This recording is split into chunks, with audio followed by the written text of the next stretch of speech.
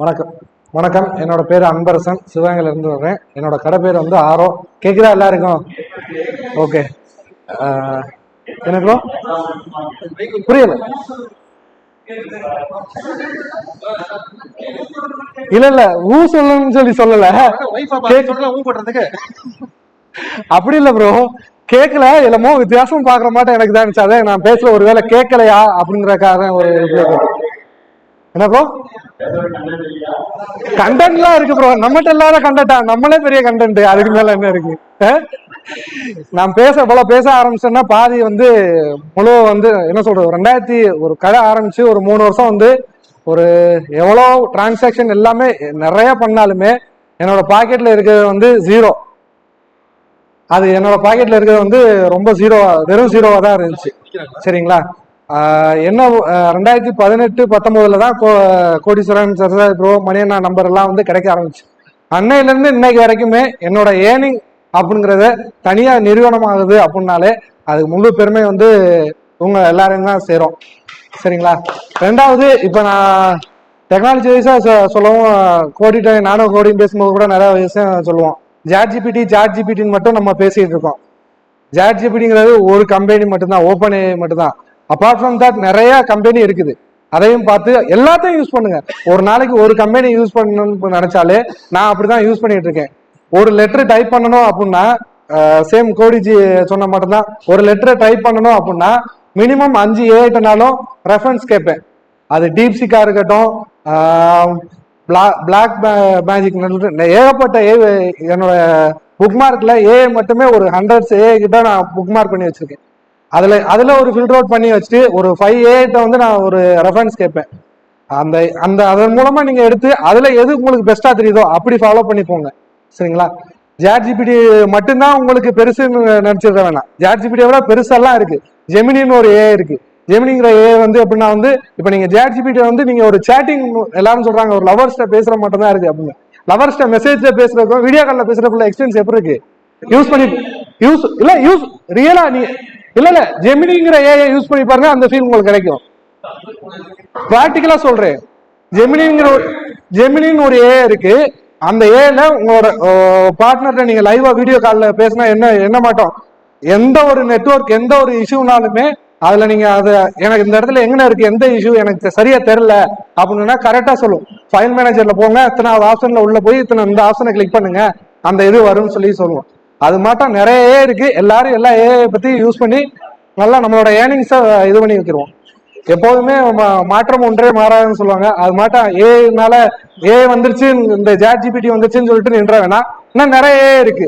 அதனால நிறைய ஏஐ எல்லாத்தையும் கத்துக்கிட்டு நம்மளால முடிஞ்ச அளவுக்கு ஷேர் பண்ணுவோம். என் பேர் சுரேஷுங்க, ஈரோடு டிஸ்ட்ரிக்ட், கோபிச்செட்டிப்பாளையம். நான் ஃபர்ஸ்ட் ஒரு பக்கம் வேலையில இருந்தேன். இதே சென்டர் தான் வச்சிருந்தாங்க. சென்டர் பார்த்துட்டு இருந்தேன். கல்யாணத்துக்கு அப்புறம் தனியாக சென்டர் ஆரம்பித்தேன். சக்தி வேளாண் தான் நமக்கு எல்லாமே. அதுக்கப்புறம் தான் கோடிஸு மற்ற எல்லாமே நமக்கு வழக்கம் பண்ணாங்க. சக்தி வேளாண்னா இந்த இதுலேயுமே பிடிக்கிறது மிகப்பெரிய விஷயம். ஃபோன் அடித்தா எடுக்க மாட்டார். அதான் அவரை போய் நம்பியூரில் போய் பார்த்து ஏதாவது டவுட்னா ஆதார் சைல்டு எடுக்கும் போதெல்லாம் நேராக அவருக்கு டேப் எடுத்துட்டு அவர் வீட்டுக்கே போயிடணும். போனோம்னா தோசை சுட்டு போடுவார். தோசை சுட்டு சாப்பிட்டா தான் அதை சொல்லிட்டு அதை இன்ஸ்டால் பண்ணி எல்லாம் கொடுப்பாரு. அதுக்கப்புறம் தான் திரும்பி வருவேன். இப்போ 2014 சென்டர் வச்சிருக்கேன். இப்போ டாக்குமெண்ட்ல பண்ணலான்னு சொல்லி டாக்குமெண்ட் பண்ணிட்டு இருக்கோம். இப்போ எனக்கு தெரிஞ்சு இப்போ முருகேஷ் டாக்குமெண்ட் பண்றாரு, சக்தி வேளாண் டாக்குமெண்ட் பண்றாரு. வேற யாராவது டாக்குமெண்ட் பண்றீங்களா?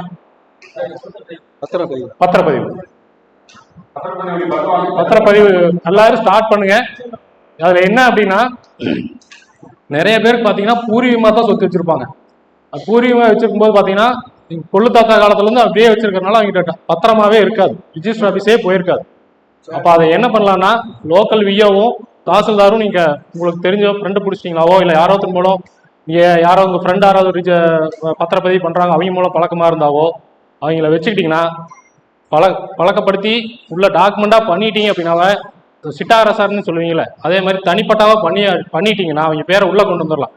அவங்க அப்ப யாரு லைவ்ல இருக்காங்களோ, இப்ப கரண்ட்ல லைவ் அவங்க பேரை சிட்டாரசார்ல தனிப்பட்டாவை ஏத்திட்டீங்கன்னா டாக்குமெண்ட் ரிஜிஸ்டர் பிடிச்சி டாக்குமெண்ட் பண்ணிடலாம். டாக்குமெண்ட் பண்ணிட்டோம்னா அதுக்கு நல்ல நமக்கு ப்ராஃபிட் இருக்குது. நார்மலா பாத்தீங்கன்னா ஒரு ஏக்கருக்கு 1 லட்ச ரூபா வரைக்கும் வாங்கலாம் நம்ம ஃபீஸே. அது போக பிஓஓ தாசில்தார்லாம் நம்ம பண்ணி கொடுக்கலாம்.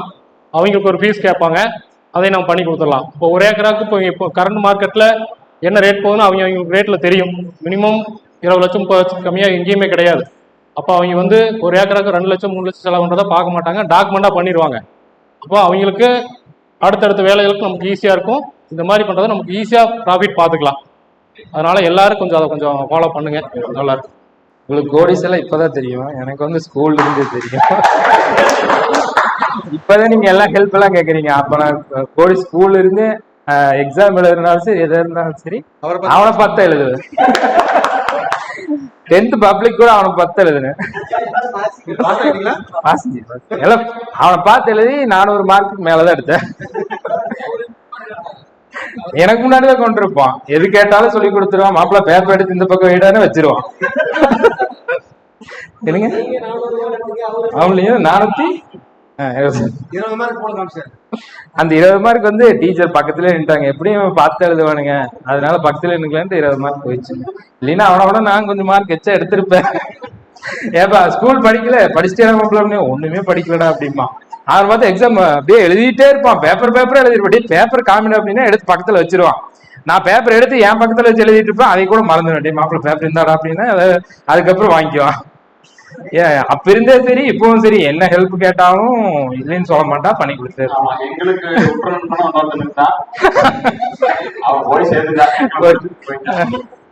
நீங்க என்ன ஹெல்ப்னாலும் கோடி செட்டு கேளுங்க, பண்ணி கொடுப்பான்.